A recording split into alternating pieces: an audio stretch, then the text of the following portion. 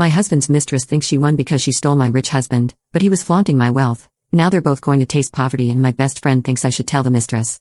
So, I, 39F, have been with my husband, 39M, for 14 years and we have lived together for 11 of those years.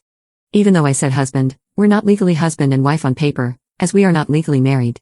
Anyway, he came and told me that he was in love with someone significantly younger than us, 29F, 3 weeks ago.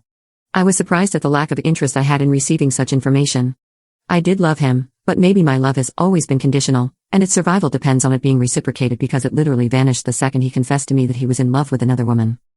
He didn't want a separation, but maybe to open the relationship or let his feelings for her subside. At that, I said it was over.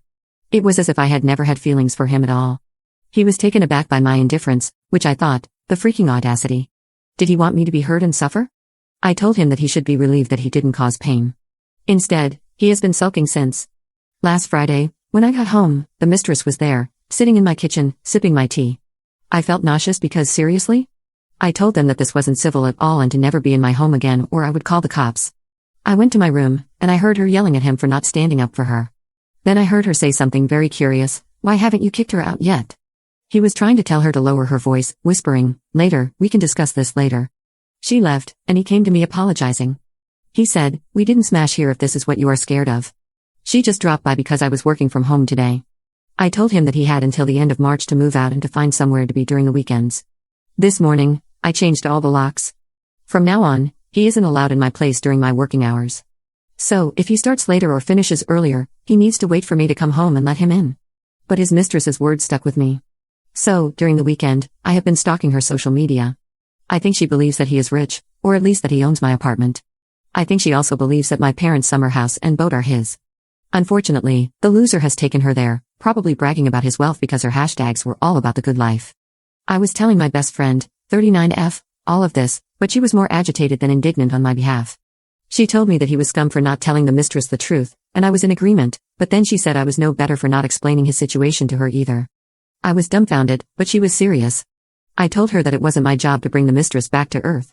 My best friend got very angry and demanded that I give her the mistress's username so that she could warn her. I refused, so she called me a bigger prick than he is then. I don't know what's going on with these people. Have they gone mad, or have I? When did our moral compass go askew like this?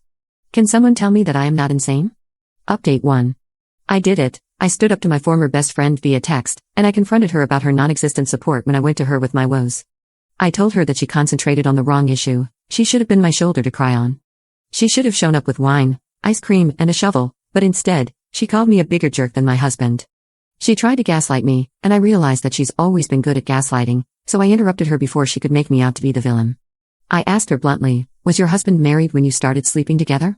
You told us that he was married before. We all knew that, but we were under the impression that he was married and divorced before you two met. Was he still married?